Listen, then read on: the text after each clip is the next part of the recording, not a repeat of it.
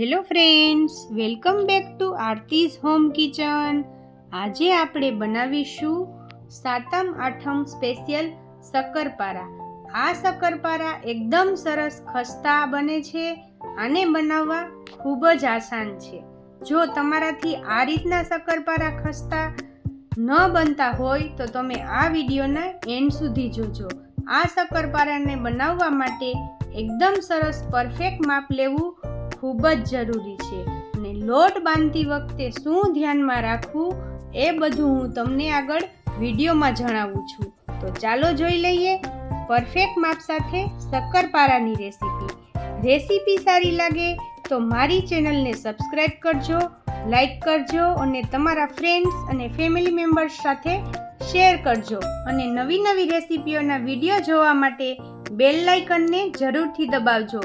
તો ચાલો આજની રેસીપી બનાવવાનું શરૂ કરીએ. શક્કરપારાનો લોટ બાંધવા માટે 1 વાટકો મેંદાનો લોટ અને પોણો વાટકો ઘઉંનો લોટ. આ બંને લોટ આપણે લેવાના છે.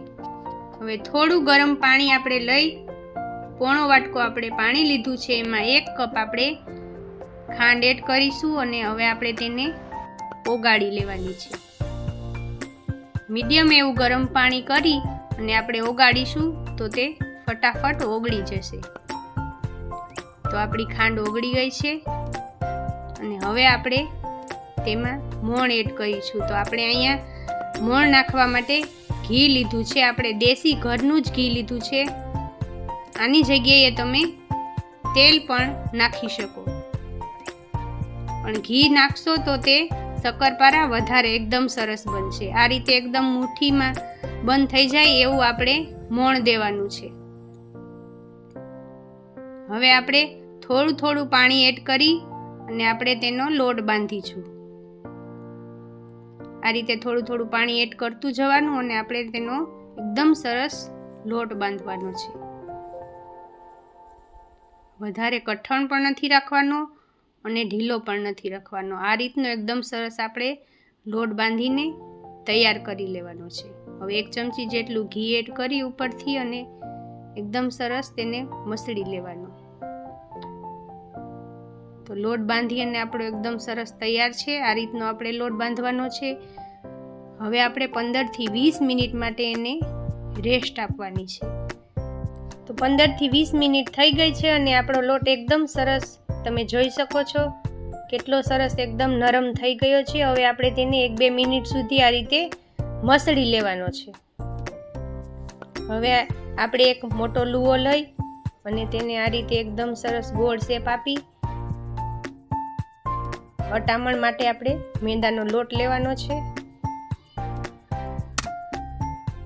રોટલીની જેમ ગોળ શેપ આપી અને આ રીતે આપણે તેને વણી લેવાનું છે. વધારે રોટલી આપણે જાડી પણ નથી કરવાની અને વધારે પતલી પણ નથી રાખવાની, મીડિયમ બનાવવાની છે. તો એકદમ સરસ આપણા શક્કરપારા બનીને તૈયાર થશે. તમે જોઈ શકો છો આ રીતની મેં રોટલી બનાવી છે.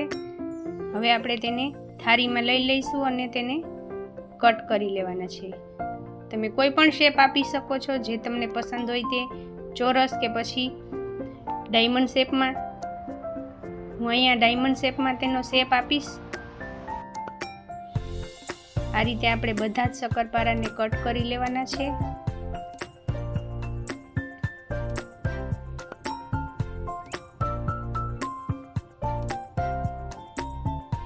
તમે આને ચોરસ શેપમાં પણ કટ કરી શકો છો.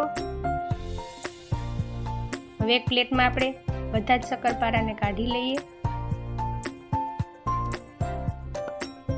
થોડો મેંદાનો લોટ આપણે શક્કરપારા થોડા નીકળી જાય એટલે ઉપરથી થોડો સ્પ્રિંકલ કરી લેવાનો. અને સાઈડમાં આપણું તેલ પણ ગરમ થઈ ગયું છે તો આપણે તેને તળી લઈએ.